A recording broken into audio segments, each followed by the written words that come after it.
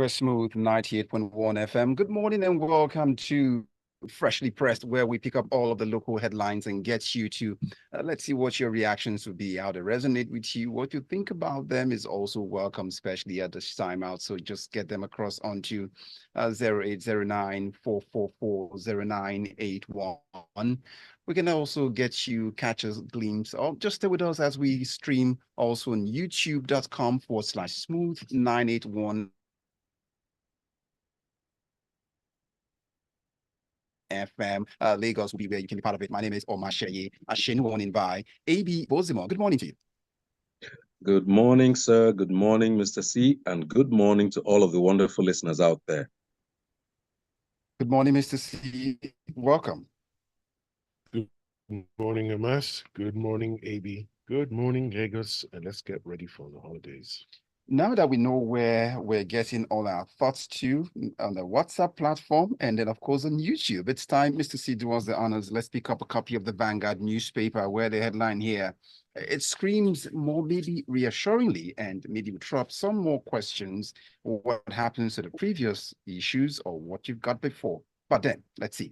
Federal government plans new national identity card with payment social features. That's according to the Vanguard newspaper. Is this the final push, the silver bullet that will take away all of those burdens of identities littering a Nigerian walking as a moving locker of papers? Okay, thank you, Amas. So I think we need to go back in time to understand where we're at. We've been on this issue of national identity and having a means to formally cover it or encompass it. And we've seen through previous administrations, we've been unable to do that properly. Now, I think somewhere in this Fourth Republic, we started the process.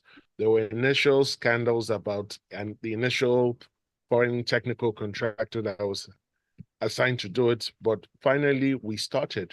But then what we then noticed was you would go for the registration, your biometrics will be taken, your details will be captured. Then you're given a slip of paper and you're told that at some point in the future, then you'll be able to physically receive a card. Now, I will speak for myself and some Nigerians. That has not happened. I have never seen a national identity card. I'm not saying it doesn't exist. I've heard some people have collected it, but I haven't seen it. Now, it's truly incredible that something as simple as a national identity card, a nation such as Nigeria, which professes to be great, which professes or pretends or has aspirations to be excellent, has been unable to deal with this. Now, we were told that the card we've been waiting for and we're still waiting for would have all sorts of features. You could use it as a debit or credit card and the like. Now, it's been re-announced again that they're soon going to do this. Again, no timeline, not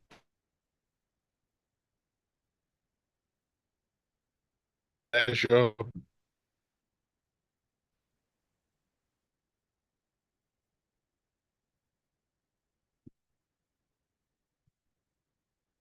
Extent. So why is it difficult now? Now, when they soon, second quarter 2024, it's soon third quarter 2024, it's soon final quarter 2024, it's soon 2025. We simply do not know.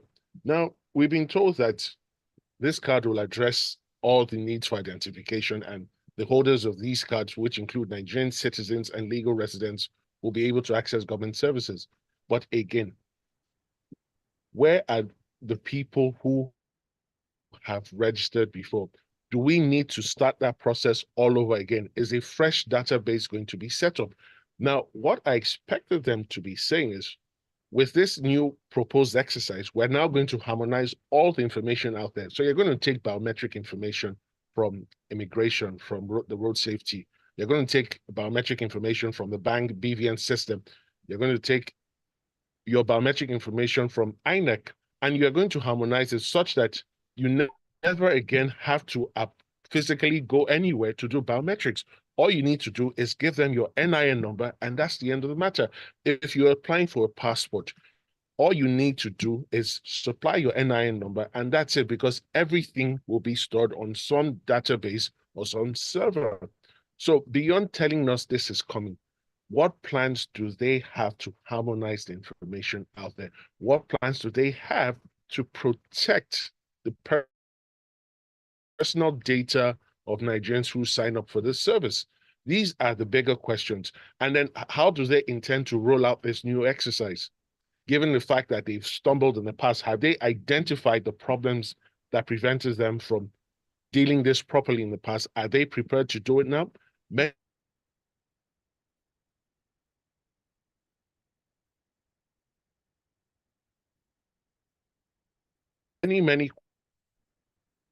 To chime. Yes. You know, I am somebody who had first enrolled with the NIMC when they first announced it. And honestly, at that time, it was the single most seamless government personal interaction I'd ever done. In the comfort of my house, I put in my information, I selected the date and time, and I went to the NIMC office, and they were there waiting for me. They pulled up my info, and I was captured. And like Mr. C said, we're promised a card. That never came. But in more recent times, they have opened up what I think are independent offices where if you go with your information, you can generate your own card. So I happen to be one of those that has one of those ID cards. But here's the thing. There was a statement that talked about government services. What government services currently exist? It will not be a bad thing if indeed, rather than people going to go and queue up for trader money, this money, that money, you can have that loaded in a card that is verified with your ID. So there are positives about it. But what is lacking, I would say, is trust in the process. There's always a promise, but how that is eventually realized has always left a lot to be desired. Let's dig in now to the Daily Trust newspaper, where the headline here speaks of President Tinubu calls for peace in Africa. Global troubled sports is what he's talking about. So, and that also would include troubled sports back home in Nigeria. But speak to us why it seemed like this season, it seemed like what the laureate will call season of anomie. Speak to us about this, and if his call will be heeded by the actors involved in this.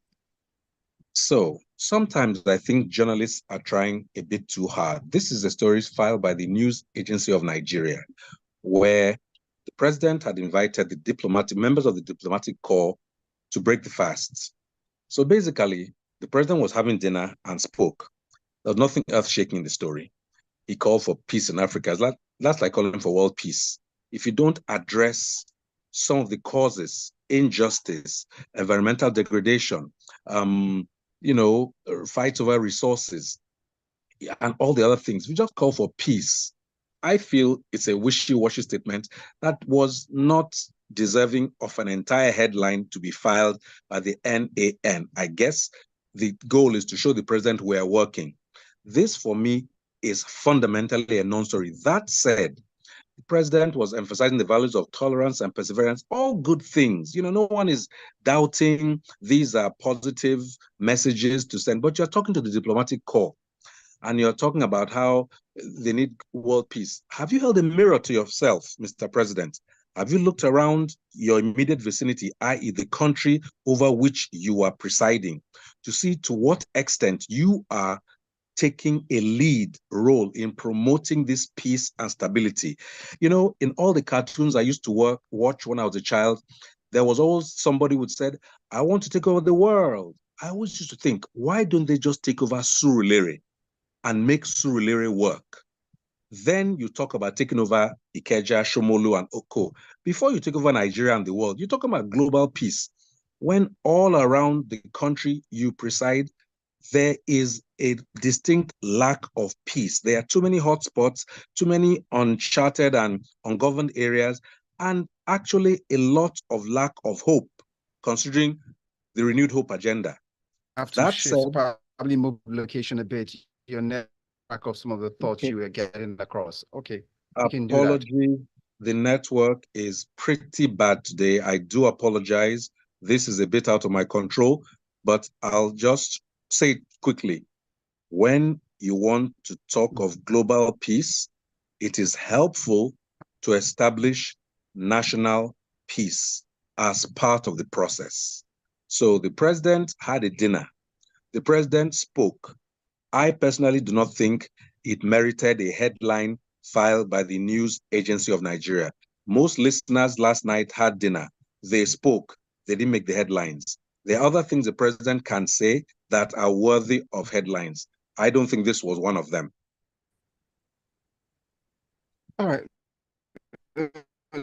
That's AB's thoughts this morning. But just before I go over to Mr. C, and which is also peace related in a theater of areas where we've got some unrest, you also looking at the story where you look at the audience there were members of the diplomatic corps, and you know how powerful this representative of their countries and these actors in different spheres or theaters where these are going on. You don't expect that this is worthy enough that these messages would also be gotten across. Why having dinner with the Nigerian president? This is what he said.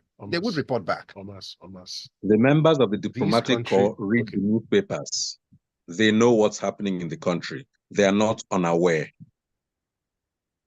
Amy took the winds out of my soul. Look, you can't fool everyone at the same time, right? These guys are not strangers. They even know more about Nigeria than we Nigerians do. It was talking globally now. It wasn't about just Nigeria. So yes, he was talking globally, but there's a lot of irony in what he was saying. You're speaking globally. Your house is literally on fire. Name a region, name a geopolitical zone in this country today that is not on fire, one form or the other. We would find that answer when we go over to the Vanguard newspaper, where this it says the headline here: terrorists killed army lieutenant, wounded 4 soldiers in brutal ambush, according to the defense headquarters. Talk to me especially about the response of the military when this happened. Okay, thank you, Ahmed. So first of all, our thoughts go out to the family of the late Army lieutenant who was killed in active duty, and we pray that they receive the grace to bear this unfortunate loss. So yesterday there was, and the Army responded by sending out a team led by this lieutenant, and then the terrorists engaged them in a firefight. In the process, 6 soldiers were wounded. The army lieutenant unfortunately lost his life in active duty, but they also killed some terrorists, and then the rest fled. Now,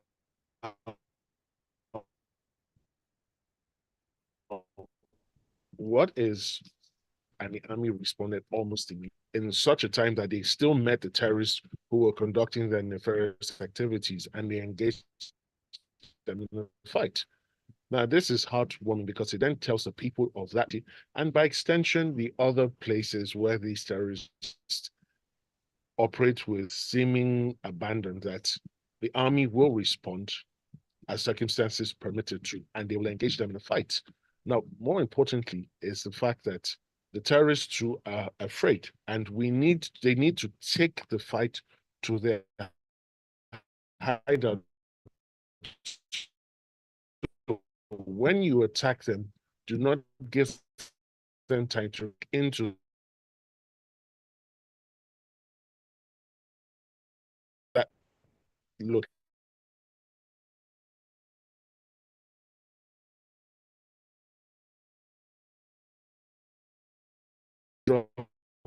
so water make a mighty ocean. So if